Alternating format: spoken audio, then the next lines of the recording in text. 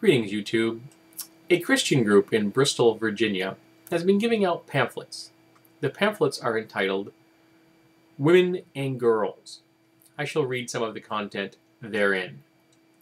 You may have been given this leaflet because of the way you are dressed. Have you thought about standing before the true and living God to be judged? On page 2, Scripture tells us that when a man looks at a woman to lust for her, he has already committed adultery in his heart.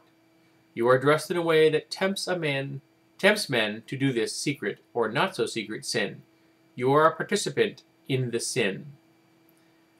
The leaflet continues, by the way, some rape victims would not have been raped if they had dressed properly. So can you really say that they were innocent victims? It is signed Anonymous. Because you know, that's the truth. Men are such completely uncontrolled animals that they cannot stop themselves from raping every single woman that walks down the street that strikes their fancy. The fact that this isn't happening every second of every day in American cities is just amazing. Now that was sarcasm. The pamphlet, though, that friggin' thing was real. I know, you're probably thinking it was a joke. Maybe I'm reading something from The Onion. Sadly, I am not. These people actually handed this to a person in a drive-through window that they didn't approve of. Not someone showing cleavage, but someone wearing a nose ring and not dressed in a burqa.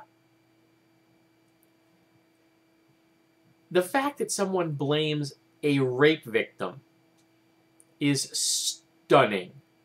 Not really surprising in America, particularly from a religious zealot. The only people who would hand out something like this would be religious zealots. But it is stunning. Now, what if they'd handed one of these pamphlets now or in the future to an actual survivor of rape?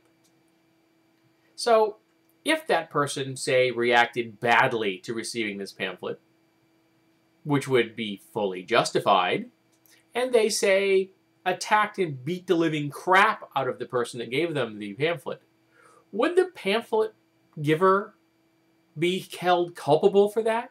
Because you know, they did hand the pamphlet to someone.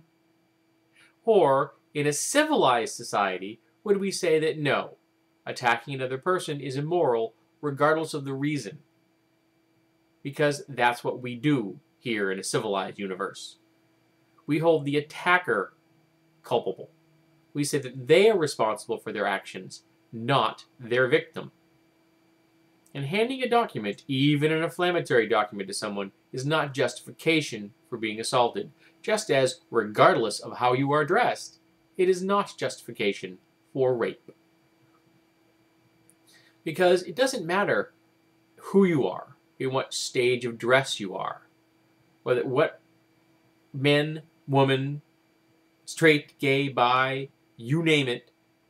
If the person says no, whether they're dating someone, whether you're a stranger, whether you're married to them, regardless, if someone says no, that's a complete statement. That's a whole sentence, the word no. From that point on, if they keep pushing their agenda, they're a rapist. Doesn't matter how that person's dressed. And this simple fact, this very simple fact that I'm sure that the vast majority of civilized people understand by the time they're, say, 10 or 11, seems to have been lost on these religious zealots in Bristol, Virginia. These American Taliban. Because that's what they're doing. They're attempting to control women through fear. And last time I checked, attempting to control someone through fear was pretty much the textbook definition of terrorist. Now, these people haven't attacked anyone yet. But you have the kind of thinking that says it's okay to tell a woman that if she dresses provocatively or in a way that you don't approve of, that it's okay if she gets raped. I'm thinking that violence isn't something you've taken off your list of options. And these people scare me. They scare me a lot. Because they can go after individual people. They can pull them out of the herd. They're not going to be blowing things up. They're going to target people. They're going to find individual women they don't like. They may pick a fringe woman. They may pick a prostitute. Or someone, obviously, who's coming home from a club or something. But it won't matter. They'll still do it. And I firmly believe this. They just don't have the guts yet. They're testing the water, seeing how the community in general reacts to them handing out pamphlets like this. But I can tell you right now that me, here in New Hampshire, I'm reacting rather badly. Because I'm thinking these people are insane. I think these people are absolutely and utterly immoral.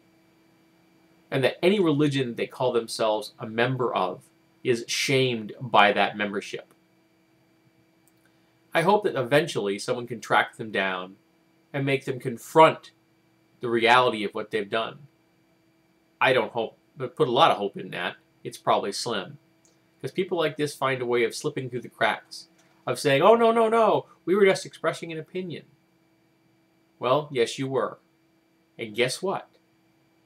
Everyone else has the right to express their opinion as well, and to tell you that you're a nutbag, and tell you that you're immoral, and what you're doing is wrong.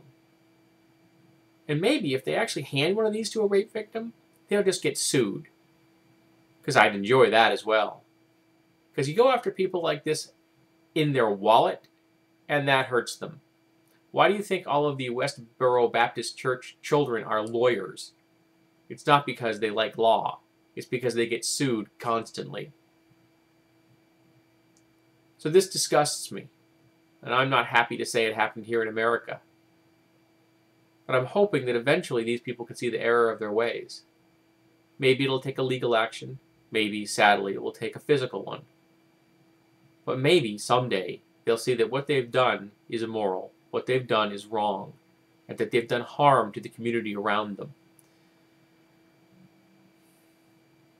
Because anyone that gets one of these, I'm sorry. On behalf of the species, I apologize. May you look to the rest of the people around you and find the support that you need.